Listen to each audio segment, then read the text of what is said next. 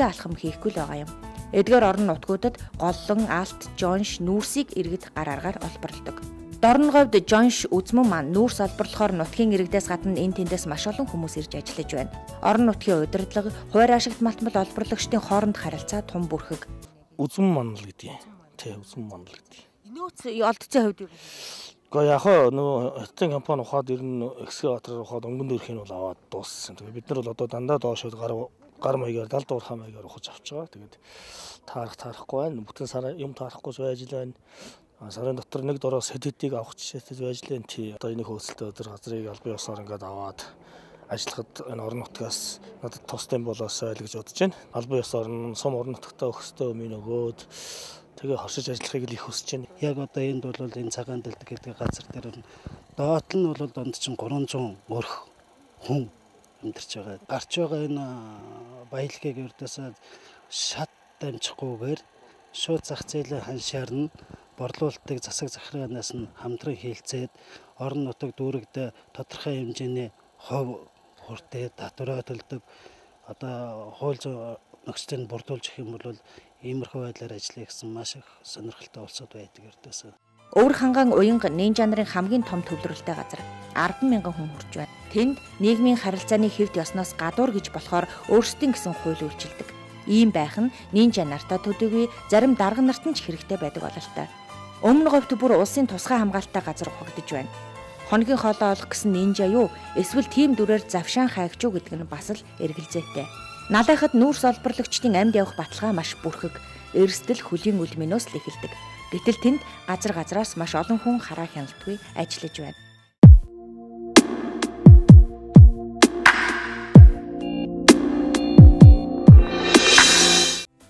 Энэ журмыг хэрэгжүүлэх хамгийн гол эзэн нь хуваар ашигт малтмал олборлож буй иргэн та.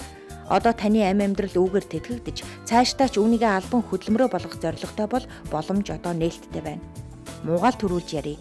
Өөрийнх нь амьдралтай холбоотой зүйлд огт хамааралгүй тэс хөндлөнгөөс хандаж байгаа нийтлэг дутагдал ажиглагдлаа. Өөрсдийнхөө өмнөөс хэн нэгнийгээ түлхдэг.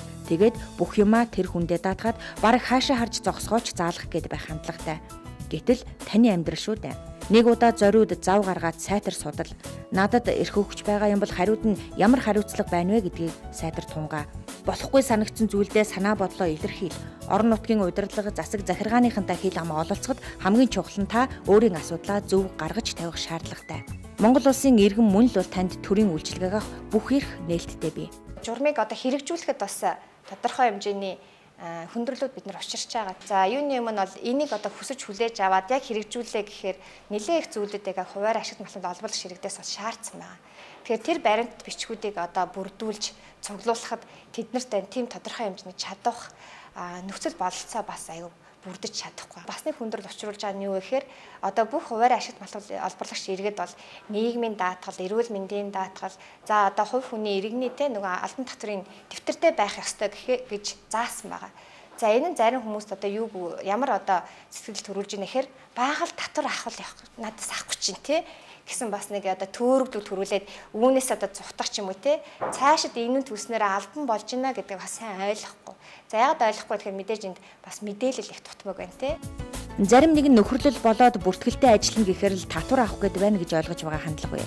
Хуулийн этгээд болох компани нөхрөлийн үйл ажиллагааг зохицуулдаг бусад хууль тогтоомжуудын дагуу татвар өгдөг, авдаг, хариуцлага хүлээлгдэг зохицуултуудаас ангид зөвхөн хуваар ашигт малтмал олборлж буй иргэдийн үйл ажиллагааг зохицуулах гэж энэ журмыг гаргасан. Бүртгэгдээгүй нөхөрлөл гээд байгаагийн учир нь энэ. Жалгын нэг тарсан хурц зэйтүүнээс өөр хөрөнгөгүй хүмүүсийг хуулийн этгээд компани байгуулад татвараа төлөөд бусад үүрэг хариуцлага хуулийн дагуу хүлээгээд ажил хийвэл юу болох вэ? Гэхдээ нийгмийн харилцаанд эвцэлдэж амьдрах хэр таарсан зарим нэг үүрэг хариуцлагууд бийг тоохгүй өнгөрч болохгүй. Нөхөрлөл дундаасаа зохих хэмжээний хуримтлал үүсгэж хүмүүсээ сургадаг, техник технологио сайжруулдаг, байгаль орчноо нөхөн сэргээдэг, олборсон ашигт малтамлаа бүртгэлтэй, хяналттай, зохицуултын дагуу борлуулдаг гэх мэтийн үүрэг хариуцлагыг та биелүүлж байж хүний нийгэмд хүл нийлж амьдрна. Энэ мэт бол дарамт биш, амьдралын чинь баталгаа гэдгийг эрхвиш ойлгож буй гэдэгт итгэнэ. Швейцарын хөгжлийн агентлагийн санхүүжилттэй тогтвортой бичил урхаа төсөл хэрэгжиж буй газруудад хуваар ашигт малтмал олборлагчдын үйл ажиллагаа цэгц журмандаа орж байгаа. Тэгэхээр манай төсөлч гэсэн одоо Монгол Улсын засгийн газрын бодлогыг дэмжиж ажиллаж байгаагийнхаа хувьд төр журмыг төсөл хэрэгжиж байгаа 4 үндсэн газартаа хэрэгжүүлж эхэллээ. Журам гарснаар бол одоо бичил урхаачдыг яг ямар хэмжээнд бүлэг нөхөрлөл болон ажиллах уу, цаашдаа одоо энэ бүтцэн яаж хөгжих вэ гэдэг асуудлуудыг бол тодорхой зааж өгснөөрөө бол төсөл хэрэгжих чадвар болсон орон нутгийн улсуудаа ч ойлгомжтой болж эхэлж байгаа.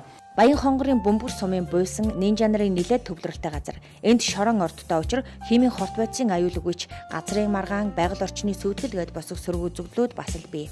Буйсангийнхан 18 нөхөрлөл байгуулж, орон нутгийн бүртгэлтэй иргэдэд үнэмлэгчүүлэх ажлыг санаачлан хийж байна. Нөхөрлийн бүлэг байгуулж өнөөдөр хурлаа хийгээ, жинхэнэ утгаараа ажиллах гэ 4 сарын 1-ээс одоо өнөөхжүүлээд ингээ ажиллах гэж байна. Бид нарыг одоо их дэмжиж байна энэ юу лээ энэ одоо манай төсөл.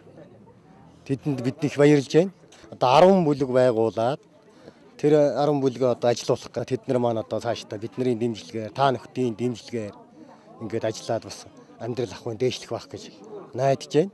Одоо яг зохион байгуулалтанд одоо яаж оруулах уу гэдэг дээр бид нар нэлээд төлхөө ажиллаж байгаа тийм. Нөхөрлөлтөө байгуулна гэдэг нь бол яг сайн дурын үндсэн дээр байх ёстой. Тэгээ нөхөрлөл байгуулад албан ёсоор энэ одоо ашигт масмал олборлох үйл ажиллагаа явуулаад тэрнээс гарсан үр ашигыг яг жигд хүртэх нь аюул чухал. Ер нь бол 10 жилийн хугацаанд ийм ажиллагаа явуулж исэн ч ихэнх одоо хуваар ашигт масмал олборлагч иргэдийн амьдрал амжиргаа бүгдээрээ жигд бол сайжраагүй. Цаашид жигд одоо амьдралын дээшлэхийн тулд энэ нөхөрлийн зохион байгуулалтанд бол маш чухал ач холбогдол өгч байгаа. Баян хонгорын жаргаланд сум хуучин байдаргийн сангийн аж ахуй байсан. Сангийн аж ахуй тараад ажилгүй болсон иргэд олон байна. Нинжа нарын төвлөрөл нь баруун салааны аманд бий. Эднийхэн байдаргийн хөгжил төрийн бус байгууллагыг байгуулж нөхөрлөлийн зохион байгуулалтанд орсон. Одоо газартай болох асуудал нь шийдэгдэж байна. Энэ жилээс одоо төрийн бус байгууллагууд байдлын хөгжил төрийн бус байгууллагуудад үйл ажиллагаа ингээ явуулж байгаа. Одооны байдлаар нэг 11 бүлэг зохион байгуулалтанд орсон.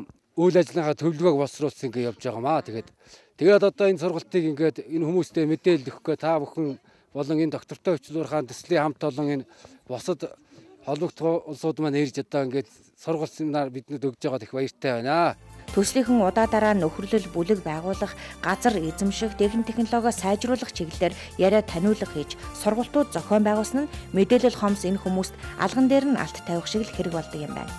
Манай сумын нэгэн хэсэг хүмүүс энэ дээр ажиллаж одоо тодорхой хэмжээний ажил амьдрал маань одоо дээшилж тодорхой одоо баримт жишээ татаад ярьсан ч гэсэн болохоор одоо улсуудын маань амьдрал дээшилж байгаа. За энэ дээрээ битгэд бол одоо сум орон нутаг маань нэлээд одоо бодлого боловсруулж ажилласны одоо үр дүнд өнөөдөр хэд хэдэн давуу талууд одоо манайдаар байдгийн. Нэгдүгээрт нь одоо битгэд бүх ард түмний өргөмжлүүлж чадсанаар тэнд энэ дээр ажиллаж байгаа хүмүүс маань орон нутгийн хүмүүс өөрснөө ажиллаж байгаа учраас тэнд одоо орон байгаль оргын ээлтэй сэтгэлтэй ийм одоо өөр юмсаг одоо ажилладаг. Ёс зүйн хувьд бол одоо ямар ч одоо тэр эвдрэл одоо тийм муу сөрөг үр дагавар ялангуяа залуучуудын маань одоо ухамсар ёс зүйд одоо тийм сууж ирсэн юм бол энэ байхгүй. Төв аймгийн Борнуур сумын 500 шахам иргэд байнгын алт ухаж амьдралаа залгуулдаг. Монголд анх удаа Борнуур сумын ашигт малтмал олборлагч иргэд санаачлан бичил ургаачдын холбоо төрийн бус байгууллагыг байгуулсан юм. Тэд өөрсдийн энэ үйл ажиллагаагаа хүн байгальд хор хохирлгүй хууль ёсны болгох зорилгоор өөрсдөө санаачлан гарган төрийн болон төрийн бус байгууллагуудын дэмжлэгтэйгээр бусаддаа нэлээд үлгэр дураал болох үс төвшөнд хүрээд байна. Одоогоор 8 төрийн бус нөхөрлөл байгуулагдаад одоо энэ сарын 16-нд одоо яг нийгмийн халамж өгөөд үйлчлэгэнд хамрагдах сургалт сурталчилгаа тэгээд хурлаа зохион байгуулахаар одоо товлогдсон байж байгаа. Тэгээд энэ хаамуу компаниуд бол манай энэ бичлэг ургаачдын одоо хөдрийг баяжуулж өгөх үйл ажиллагааг зохион байгуулахаар байгуулагдсан байгаа. Доктортой бичлэг ургаат төслийн гол одоо энэ чинь оруулж байгаа хувь нэмэр бол ерөөсөө мөнгө усгүй технологиг анх одоо Монголд удаа нэвтрүүлж үйл ажиллагаа явуулах гэдэг туршилтынхаа энэ цэхийг явуулах барьсан байгаа. 10 жил одоо энэ хуур одоо алт олзуурлах үйл ажиллагааг одоо явагдаж ирсэн. Тэр ажиллагаанд өөрийн биеэр одоо хүчин зүтгэж ирлээ. Ганцаараа хийжсэн бол одоо ингээд хамт олноороо нийгмийн асуудал шийдэгдээд явагдчих. Жишээлбэл одоо нийгмийн даатгал, эрүүл мэндийн даатгал, улсад төлөөгөө одоо татварын үйл ажиллагаа энэ бүгдээр хамтарч орж ирж байгаа учраас бас урд өмнөөс бол илүү давуу талтай. Зохих хүмүүсийн амьдралын их үүсвэр учир орон нутгийн удирдлагууч үүнд нэлээд санаачлагтай оролцож дэмжиж ажиллаж байгаа. Зохион байгуулалтанд оруулна гэдэг нь энэ хууль эрх зүйн хүрээтэй нийцүүлж татвараа төлдөг, нийгмийн даатгал, эрүүл мэндийн даатгалд хамрагдаг ийм хэмжээнд хүрч ажиллах хэрэгтэй. Тэгэхээр урд нь тийм байсангүй шүү дээ. Урд нь одоо хүн болгон тэр дураараа тэр аваар ослолтой ийм нөхцөлд ажиллаж байлаа. За энэ одоо ашигт малтмалыг одоо олборлохоор төрийн бус байгуулсан нэгдсэн зохион байгуулалтанд орж ажиллах нь их ач холбогдолтой. Монголын засгийн газрын төлөөлөл, Шавцарын хөгжлийн агентлаг, Бороогийн оволд, Борнуур сумын засаг захиргаа, тэгээ манай төрийн бус байгууллага хамтран энэ үйл ажиллагааг явуулах анхан шатныхаа гэрээ хийсэн. Энэ яагаад ийм гэрээ хийгдэх төрөө гэвэл одоо тэр Бороогийн оволдын лицензэнд байдаг сүжигт уулны орчмын 58 газрыг одоо Борнуур сумын иргэдэд зориулж орон нутагт нь шилжүүлэн өгөх үйл ажиллагаа. Энэ бол одоо манай энэ Бичлуурхаан хөгжил дэвшлийн анхных нь одоо алхан болж байгаа. Сэлэнг аймгийн Мандал суманд алт олборлох үйл ажиллагааг дагаад химийн хорт бодисын хэрэглээ, байгаль орчны хөнөөл, газрын маргаан нэлээд газар авсан. Үүнд орон нутгийн удирдлагууд бүтээлч гарц хайж ажиллаж байна. Инженер гэдэг чинь галзууганда ганцаараа явж идэг, хоёулаа явж идэг. Тэгээд нэг нөхөнд ороод шүрүүпээ одоо ухцсан нөхөд шүрүүп хийж байгаа юм да. Тэгээд ороод ингээд явждаг. Ямар нэгэн байдлаар осол эндэгдэл гарахад тэр хүн хинч мэддэхгүй тэгэл тэмцэнэ бууршлагтаад өнгөрч байгаа. Хараа хяналттай байхгүй. Ингээд бүлгэрээ багаараа бол өнөөдөр за танай хэсэг ор, дараа нь манай хэсэг орё. Ингээд зохион байгуулалтанд орохоор хэн хаана ядаж хяналтанд ороод ирдэг. Нийгмийн халамж хүрэхэд өөрөөр төрийн ажил үйлчлэгийг хүрэхэд бол дөхөн болж ирдэг. Яг тэгвэл үнэхээр энд 300 юуны хувийн алт олборлогч нар ажиллаж байгаа. Энд бол төрийн үйлчлэгээ, эрүүл мэндийн, нийгмийн даатгал одоо татвар бүгдээрээ цогц үйлчлэгээ үзүүлэхэд бол үнэхээр тэнд бололцоотой болж ирж байгаа.